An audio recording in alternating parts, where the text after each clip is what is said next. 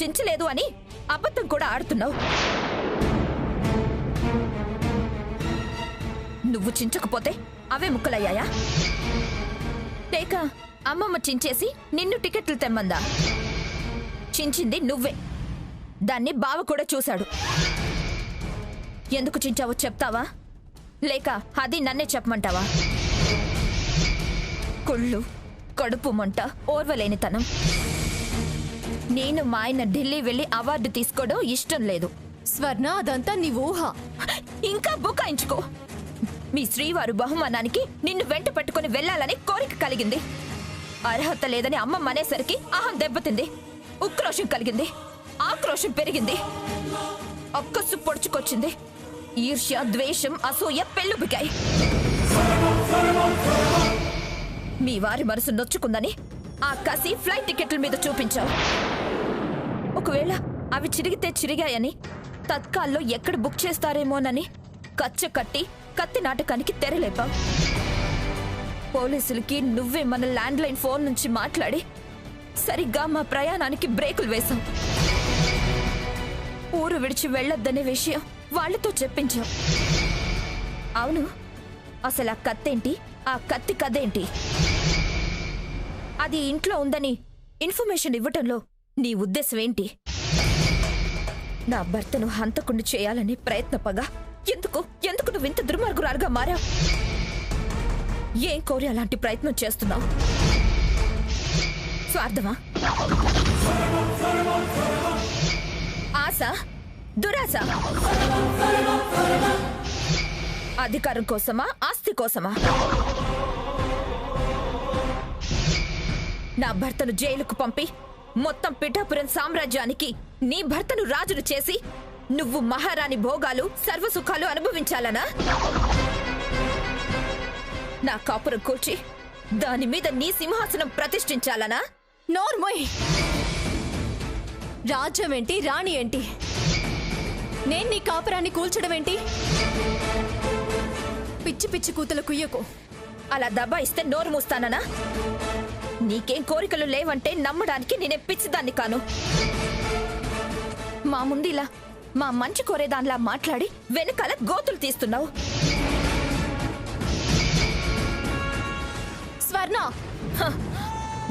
ఈ అరుపులు బెదిరింపులు కాదు, నాకు సమాధానం కావాలి. నీ అసలు ఉద్దేశం కావాలి.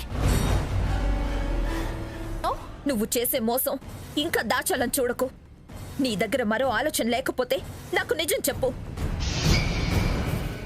ఇంతకు ముందు నేను నా స్వార్థం కోసం మిమ్మల్ని వేధించానన్న పగ తీర్చుకుందామనా? మేము నాశనం అయితే నీకు ఆనందమా? స్వర్ణ, ప్లీజ్ అంతంత అబాండాలు నా మీద వేయకు. నీకు చేతులెత్తి నమస్కారం చేస్తున్నాను. దయచేసి నన్ను ఇప్పుడేం అడగొద్దు. నేనేంటో, నేనెందుకు నీకు తప్పుగా కనిపిస్తున్నాను, తప్పుగా అనుకునే పనులు ఎందుకు చేయాల్సి వచ్చిందో త్వరలోనే నీకు అన్ని వివరంగా తెలుస్తాయి. వద్దు, ఇంకా మాయ మాటలు చెప్పి నన్ను నమ్మించాలని చూడకు. బావకు కానీ నా బిడ్డకు కానీ ఏ చిన్న చెడు జరిగినా, అన్యాయం చేసినా వదలం సీత.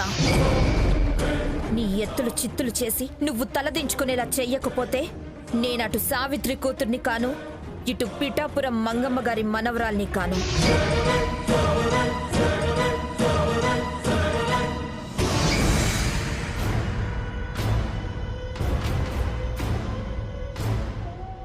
నాకు బావన్న బాబన్న ప్రాణం. వాళ్ల విషయంలో ఏ చిన్న తప్పిదం జరిగినా ప్రాణాలు తీయడానికి కూడా వెనకాడను. జాగ్రత్త.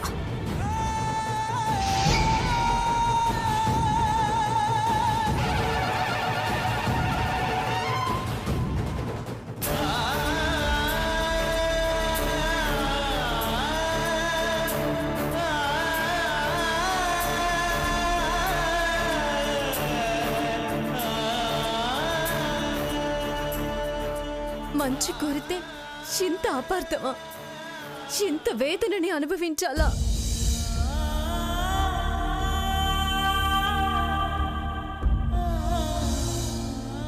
స్వర్ణ, నువ్వంటే నాకు ప్రాణం.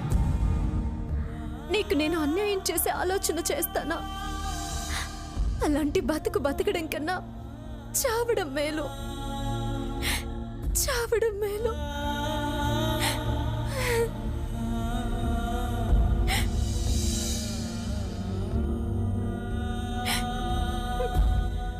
అక్క తప్పైంది, తప్పుగా అర్థం చేసుకున్నాను అనే రోజు తప్పకుండా వస్తుంది, వచ్చి తీరుతుంది.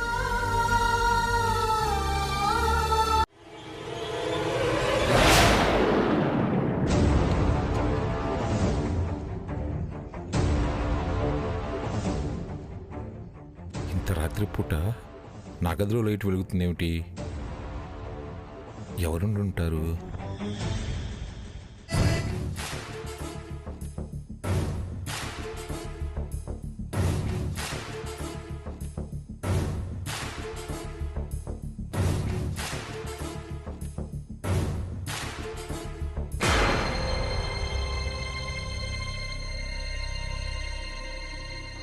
సీత, తాతయ్య గారు.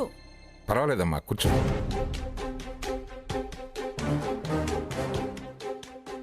ఏంటమ్మా లా పుస్తకాలు తిరిగేస్తున్నావు? ఏం లేదు తాతయ్య గారు, ఏమీ తోచటం లేదు, నిద్ర కూడా పట్టడం లేదు. తోచకపోతే ఏ టీవీ షోనన్నా చూడాలి, లేకపోతే ఏదైనా సాహిత్యమైనా చదవాలి. అంతేగాని ఇంత రాత్రిపూట చట్టం న్యాయశాస్త్రం తిరిగేస్తే ఇంకా నిద్ర ఏం పడుతుందమ్మా? నీకు విశ్రాంతి అవసరం కదమ్మా, నిద్ర కాస్తే ఎలా? అవును, ఏ విషయం గురించి పుస్తకాలన్నీ తిరిగేస్తున్నావు?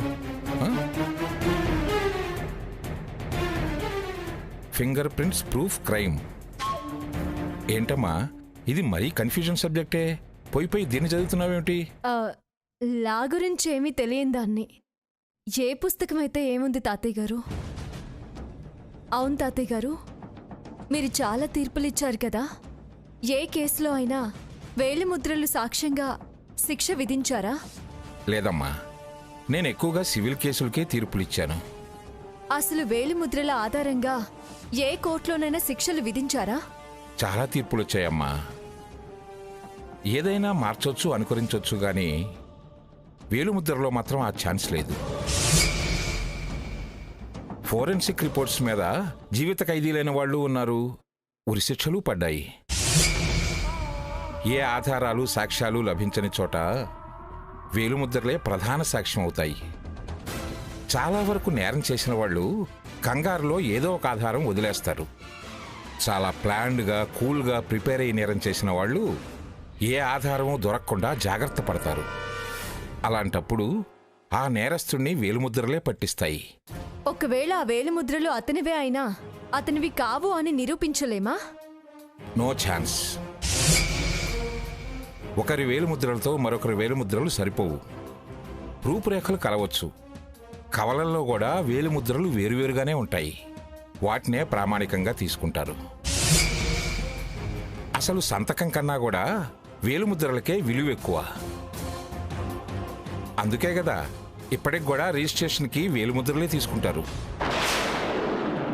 వేలుముద్రల గురించి అంత వివరంగా ఎందుకమ్మా అడుగుతున్నావు?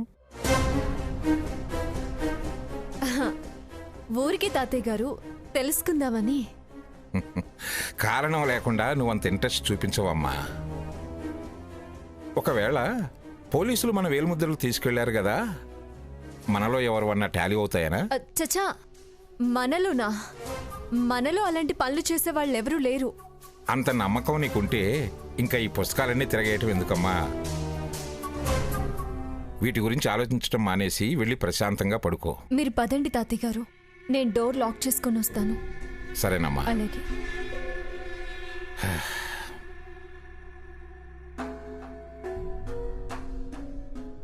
తాతయ్య గారు ఇంత ఖచ్చితంగా చెప్తున్నారు, ఇప్పుడెలా? ఆ వేలిముద్రలు టాలీ అయ్యాయని రిపోర్ట్ వచ్చింది. పోలీసులకి అదే రిపోర్ట్ వస్తే సాకేత్ని సేవ్ చేయడం ఎలా?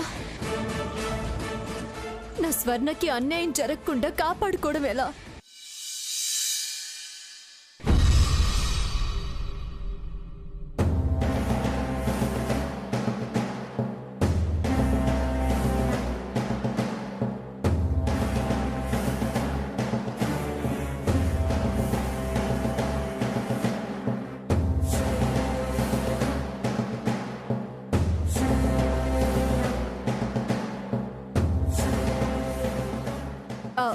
అమ్మమ్మ గారు, డాక్టర్ గారు అపాయింట్మెంట్ ఇచ్చారు. చెకప్ కోసం నేను హాస్పిటల్కి వెళ్ళొస్తాను. నువ్వు ఒక్కదానివి ఎందుకు? రఘురామును కూడా రానివ్వు, ఇద్దరు కలిసి వెళుదురు గాని. చెకప్కే కదా, తనకి ఫ్యాక్టరీలో ఏదో పనుందట. చెకప్ తర్వాత మా ఫ్రెండ్ ఎప్పటి నుంచో రమ్మంటోంది, అక్కడికి వెళ్ళొస్తాను. కాస్త లేట్ అవ్వచ్చు, కంగారు పడకండి. పోనీ తోడుగా స్వర్ణం తీసుకెళ్ళమ్మా. తనొస్తే పిల్లాన్ని కూడా తీసుకువెళ్ళాలి. హాస్పిటల్కి వాడెందుకు తాతయ్య గారు? ఓ, అయినా హాస్పిటల్ కొత్త, డాక్టర్స్ కొత్త, ఈ ఊరేమైనా నాకు కొత్త? నేను వెళ్ళొచ్చేస్తానులేండి. వస్తానమ్మమ్మ గారు. సరే, జాగ్రత్తగా వెళ్ళు, త్వరగా వచ్చే. త్వరగా రమ్మా. అలాగే.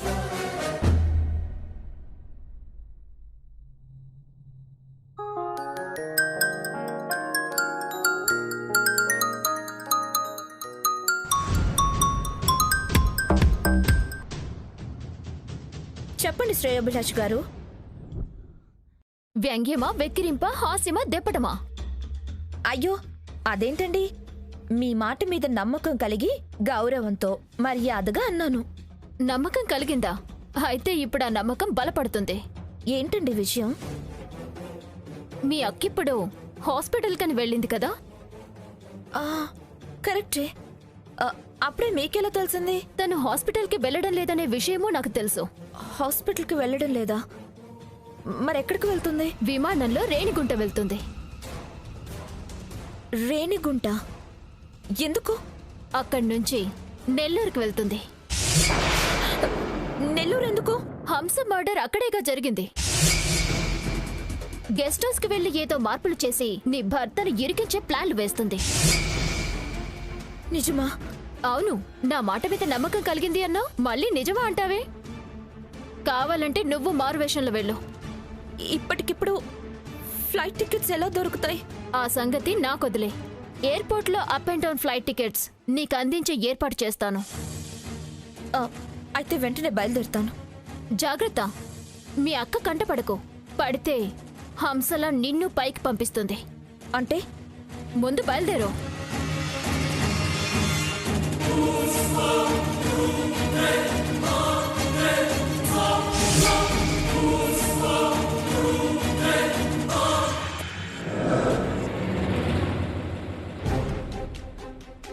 స్వర్ణ, నువ్వెక్కడికమ్మా బయలుదేరావు? మహోన్నత్ మెడిసిన్స్ అమ్మ వాళ్ళకి ఇచ్చి రావాలి. ఇప్పుడేగా సీత హాస్పిటల్కి వెళ్ళింది. తనకు చెప్తే మీ అమ్మ వాళ్ళకి ఇచ్చొచ్చేది కదా. మెడిసిన్సే కాదు, షాపింగ్ కూడా ఉంది. 2 పనులు చేసుకోవచ్చని, అలాగే బాబుని అమ్మ వాళ్ళని చూడొచ్చని. సరే సరే, త్వరగా వెళ్ళరా. సరే అమ్మమ్మ. త్వరగా రమ్మా.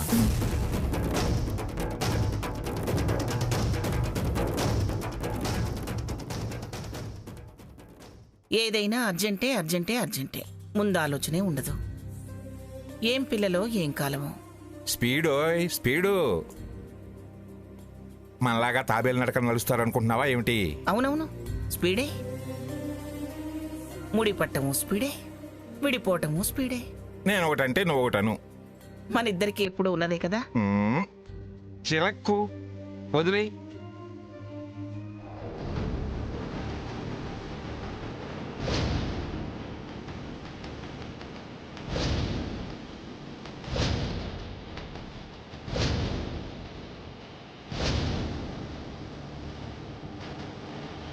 Thank you. వెల్కమ్.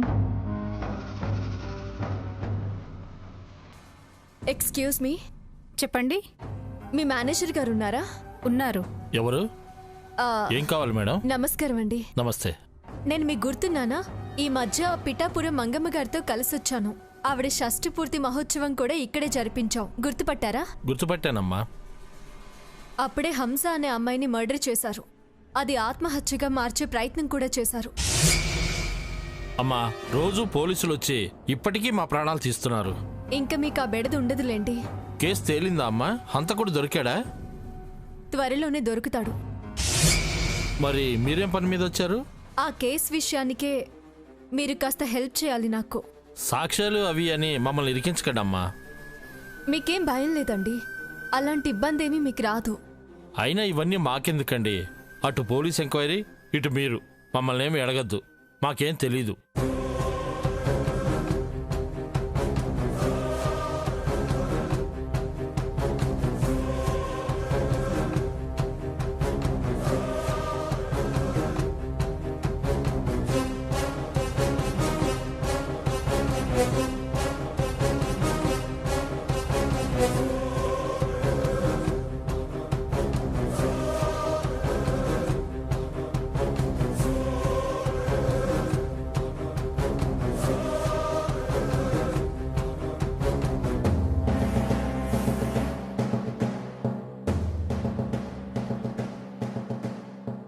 డబ్బులతో సాక్ష్యాలు కొనాలని చూస్తున్నావా అక్క? నన్ను ఏం చేయమంటారో చెప్పండి మేడం. నాకు కొంత ఇన్ఫర్మేషన్ కావాలి, అది మీరు ఇస్తే చాలు. ఏ భాను ఇట్రా. సార్. మేడం ఏదో అడుగుతున్నారు, చెప్పు. చెప్పండి. ఒక్క నిమిషం, ఇవిగోండి.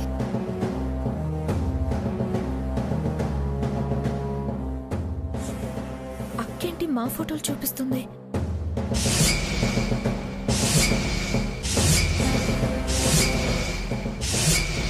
ఈ అమ్మాయి మీతో వెళ్ళింది కానీ మళ్ళీ రాలేదమ్మా. మరి ఆ అబ్బాయి? ఇతను వచ్చాడమ్మా,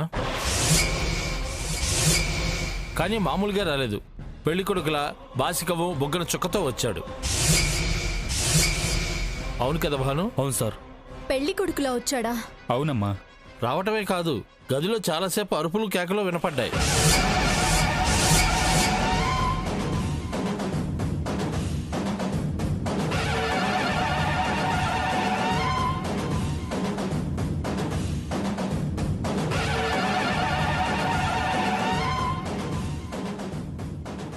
ఒక్క నిమిషం.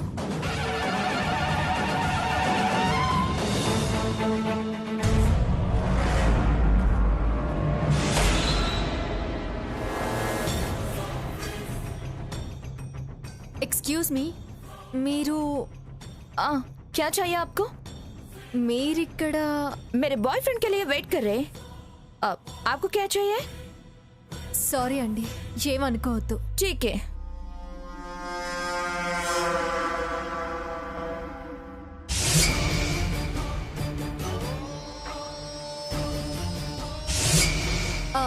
అవును, గొడవ పడేటప్పుడు మీరు లోపలికి వెళ్ళలేదా? వెళ్ళలేదు, తలుపులేస్తున్నాయి. మరి పిలవలేదా? పిలిచావమ్మా, వాళ్ళ అరుపులకి మా మాట వినపడలేదేమో, తలుపు తీయలేదు. చివరికి ఏమైందండి? ఈసారు చాలా కోపంగా ఒక చిన్న బాబుని తీసుకుని చాలా స్పీడ్గా వెళ్ళిపోయారు. లోపల అమ్మాయి అరుస్తూనే ఉంది. సాకేత్ వెళ్ళాక కూడా హంస అరుస్తూనే ఉందంటే సాకేత్ వెళ్ళేటప్పుడు హంస బ్రతికే ఉందన్నమాట. ఆ తర్వాత ఎవరైనా వచ్చారా? నా డ్యూటీ అయిపోయాక నేను వెళ్ళిపోయానమ్మా. ఆ తర్వాత ఏడుకొండలు వచ్చాడు. ఏడుకొండలంటే ఇంకొక బ్యారరా? అవునమ్మా. అతను ఇప్పుడు ఎక్కడున్నాడు? అతను లీవ్లో ఉన్నాడు.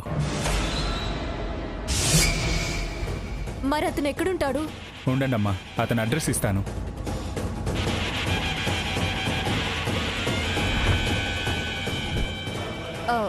ఖచ్చితంగా ఈ అడ్రస్లోనే ఉంటారా? అది వాడి సొంతిల్లేనమ్మా. సరేనండి, నేను వీలైతే మళ్ళీ మిమ్మల్ని కలుస్తాను, లేదంటే ఫోన్ చేస్తాను. నాకు కాస్త ఇన్ఫర్మేషన్ ఇస్తూ ఉండండి. అలాగేనండి. చాలా థ్యాంక్స్ అండి, వస్తాను.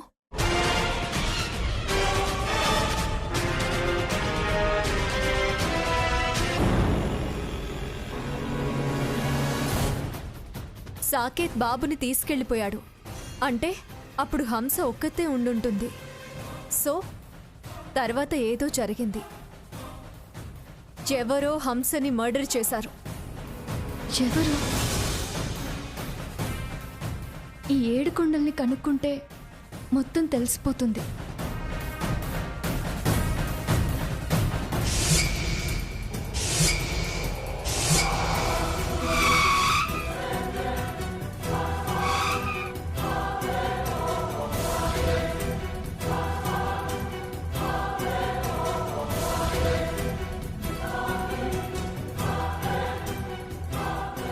మీరు ఇక్కడే ఉండండి, నేను వెళ్ళొచ్చేస్తాను. అలాగేమ్మా.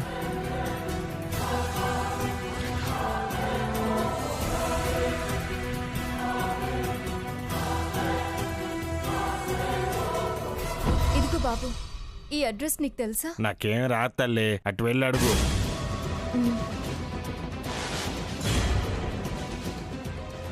ఏమండి, ఇక్కడ 7 కొండల గారి ఇల్లు ఎక్కడ? తెలీదమ్మా, వాళ్ళని అడగండి. అలా అమ్మా, ఈ అడ్రస్ ఎక్కడో కాస్త చెప్తారా? ఈ అడ్రస్ మా 7 కొండలు అన్నయ్య వాళ్ళది, ఆ లాస్ట్ లో ఉంటుంది. అక్కడ? అక్కడే. చాలా థ్యాంక్స్ అమ్మా.